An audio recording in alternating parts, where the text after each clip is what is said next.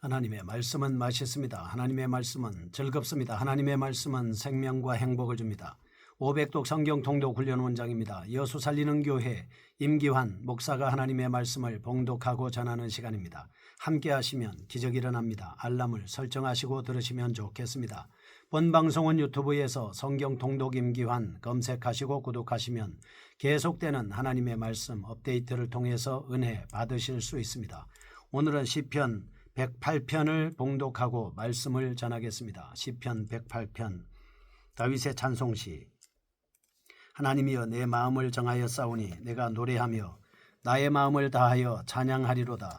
비파야 수금아 깰지어다 내가 새벽을 깨우리로다. 여호와여 내가 만민 중에서 주께 감사하고 문나라 중에서 주를 찬양하오리니 주의 인자하심이 하늘보다 높으시며 주의 진실은 궁창에까지 이르나이다. 하나님이여 주는 하늘 위에 높이 들리시며 주의 영광이 온 땅에서 높임 받으시기를 원하나이다. 주께서 사랑하시는 자들을 건지시기 위하여 우리에게 응답하사 오른손으로 구원하소서. 하나님이 그의 성소에서 말씀하시되 내가 기뻐하리라. 내가 세겜을 나누며 숫꽃 골짜기를 측량하리라. 길르앗이 내 것이요 므낫세도 내 것이며 에브라임은 내 머리의 투구요 유다는 나의 규이며 모압은 내 목욕통이라. 에돔에는 내 신발을 벗어 던질지며 블레셋 위에서 내가 외치리라 하셨도다. 누가 나를 이끌어 견고한 성읍으로 인도해 드리며 누가 나를 에돔으로 인도할꼬. 하나님이여 주께서 우리를 버리지 아니하셨나이까. 하나님이여 주께서 우리의 군대들과 함께 나아가지 아니하시나이다. 우리를 도와 대적들을 치게 하소서.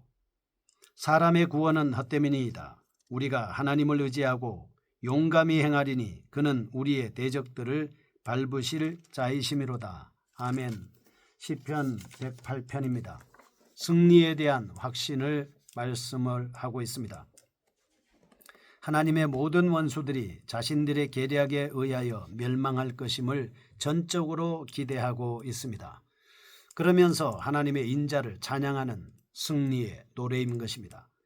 본시의 두드러진 특징은 서로 다른 두 시의 일부 구절이 합쳐져서 구성된 혼합시라는 점에 있습니다. 1절에서 5절은 시편 57편 7절에서 11절, 6절에서 13절은 시편 60편 5절에서 11절에서 각각 발췌해서 혼합하여 기록한 것이다 볼 수 있겠습니다. 그럼에도 불구하고 내용 구성상 어색한 점이 없습니다. 내용적으로 무난한 이유는 발췌된 두 편의 시가 모두 다윗의 저작일 뿐만 아니라 그 성격상 유사한 점이 있기 때문입니다. 그리고 또 하나의 특징, 본시가 모두 비탄시의 성격을 지니고 있는 반면에 본시는 내용상 찬양시로 분류되어 있다는 사실입니다. 이것이 가능했던 이유는 일반적으로 본서의 시들은 비탄의 경우에도 찬양의 내용을 담고 있습니다. 찬양의 경우에도 언제 닥칠지 모르는 위기에 대한 구원의 호소를 포함하기 있기 때문입니다. 교훈입니다. 첫째, 어떠한 환난 가운데서도 하나님께 감사, 찬양할 수 있어야 합니다.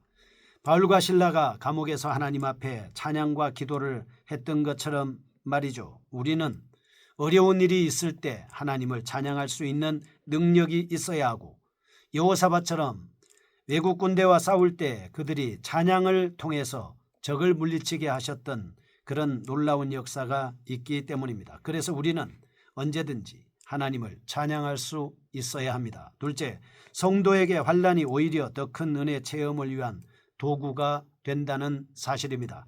고난당한 것이 내게 유익이다. 홍해가 있을 때 홍해가 갈라지는 기적을 체험할 수 있었고 요단강이 있을 때 요단강이 갈라지는 체험을 할 수 있었습니다. 먹을 것이 없을 때 매일같이 자고 나면 하늘에서 만나가 떨어지는 체험을 40년 동안 할 수 있었습니다. 우리에게 다가오는 위험은 위험이 아니라 오히려 그런 기회를 통해서 하나님을 찬양할 수만 있다면 4절에서 6절 하나님의 위엄이 나타나고 7절에서 11절 하나님의 전능하심이 나타나고 12절에서 13절 하나님의 자비로우심이 나타나기 때문에 우리는 찬양을 통해서 하나님 앞에 영광을 돌릴 수 있습니다. 1절에서 3절입니다. 하나님에 대한 찬양입니다. 포로에서 해방된 이스라엘은 먼저 하나님의 구원의 은혜에 대해 찬양했습니다.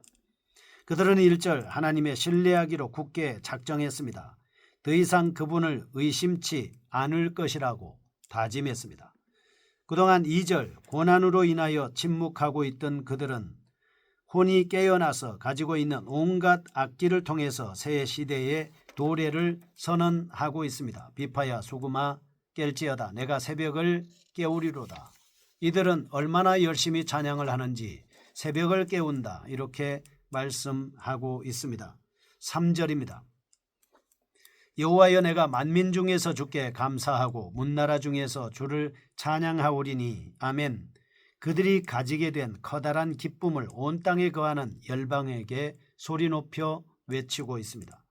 이처럼 구원을 받은 백성은 행복합니다. 우리는 출애굽기 14장 30절 15장 1절에서 구원받은 이스라엘의 모습을 볼 수 있습니다. 그들이 애굽에 있는 동안에는 한숨과 고통만이 있었습니다. 출애굽 이후에는 찬양의 모습이 나타났습니다. 이와 유사하게 바벨론 포로 생활은 이스라엘에게 절망을 가져다 주었습니다. 그들의 해방은 새로운 구원의 경험으로서 하나님에 대한 찬양을 유발시키고 있다라고 하는 것입니다. 두 번째, 하나님의 위엄을 볼 수 있습니다. 4절에서 6절입니다. 4절 주의 인자하심이 하늘보다 높으시며 주의 진실은 궁창에까지 이르나이다. 하나님이여 주는 하늘 위에 높이 들리시며 주의 영광이 온 땅에서 높임 받으시기를 원하나이다. 주께서 사랑하시는 자들을 건지시기 위하여 우리에게 응답하사 오른손으로 구원하소서. 아멘. 하나님의 은혜를 찬양하던 시인의 마음은 이제 놀라우신 하나님의 영광에 다다르고 있습니다. 그는 영광스러운 하나님께 시야를 고정시켰습니다. 그리고 커다란 감동에 젖어들게 됐습니다. 시인은 우주 만물을 주인이신 하나님께서 바로 자신의 주인이시라는 사실을 확신하며 감격에 가득 차 있는 모습입니다. 4절 하나님의 통치의 장엄함을 묘사하고 있습니다. 인자와 진실은 신적인 통치의 초석이라 할 수 있겠습니다. 만약 인자 없는 진실, 진실 없는 인자가 하나님의 통치의 성격이라면 결코 찬양의 대상이 될 수 없었을 겁니다. 그러나 하나님께서는 온전히 인자와 진실로서 온 우주의 구석구석을 다스리고 있습니다. 그 결과 온 우주에 하나님의 손길이 미치지 않는 곳이 없는 것입니다. 5절 하나님의 영광의 장엄함을 묘사하고 있습니다. 하나님이여 주는 하늘 위에 높이 들리시며 주의 영광이 온 땅에서 높임 받으시기를 원하나이다. 하나님께서 당신의 백성에게 베푸신 은총들을 통해서 하나님의 영광이 온 세계에 더욱 드러난다라고 믿고 있음을 말씀하고 있습니다. 7절에서 11절입니다. 하나님의 전능하신 능력에 대한 말씀입니다. 시인은 1절에서 3절 하나님께 대한 찬양을 선포한 후에 4절에서 6절 인자와 진실로 세계를 통치하시는 하나님의 위엄을 통해서 찬양의 근거를 발견했습니다. 이제 본 단락에서는 관점을 전환해서 군사적인 측면에서 이스라엘의 과거와 미래를 비교함으로써 하나님의 전능하신 능력을 찬양하도록 유도하고 있습니다. 7절과 8절입니다. 하나님이 그의 성소에서 말씀하시되 내가 기뻐하리라. 내가 세겜을 나누며 숫꽃 골짜기를 청량하리라. 8절 길르앗이 내 것이요 므낫세도 내 것이며 에브라임은 내 머리의 투구요 유다는 나의 규이며 아멘. 하나님의 전능하심의 근거를 말씀하고 있습니다. 첫째, 하나님의 계획하심이 있다 하는 사실이고 둘째, 하나님의 자기 백성을 선택한다는 사실입니다. 셋째, 언약 백성에게 주신 특권이라는 세 가지 측면에서 기술하고 있습니다. 창세기 13장 14절과 15절 하나님께서는 가나안 땅을 기업으로 주시겠다. 이스라엘 백성들에게 거룩한 약속을 하셨습니다. 이것은 하나님의 영원한 언약입니다. 출애굽과 가나안 정복 전쟁을 거친 후 여호수아를 통해서 성취되었습니다. 7절 여호수아는 각 지파에게 약속한 땅 가나안 땅을 유업으로 나누어 주었습니다. 그 지경은 서쪽으로는 세겜, 동쪽으로는 숫꽃 골짜기를 포함하고 있습니다. 뿐만 아니라 요단 건너편에 있는 길르앗과 므낫세를 선택하시는 것으로서 하나님의 백성에 대한 하나님의 소유를 분명히 말씀하고 있습니다. 9절 모압은 내 목욕통이라 에돔에서는 내 신발을 벗어 던질지며 블레셋 위에서 내가 외치리라 하셨도다. 아멘. 이스라엘의 대적자들에 대한 하나님의 심판을 서술하고 있습니다. 모압은 롯의 큰아들입니다. 이런 이 후손들, 이 백성들은 저주받은 민족으로서 계속해서 이스라엘을 괴롭히는 민족이었습니다. 또한 에돔은 이스라엘을 적대한 민족입니다. 블레셋은 언제나 약속의 땅을 침탈해 왔던 민족입니다. 그러나 이들은 하나님이 함께 하시는 이스라엘에게 승리를 빼앗길 수밖에 없는 민족이었습니다.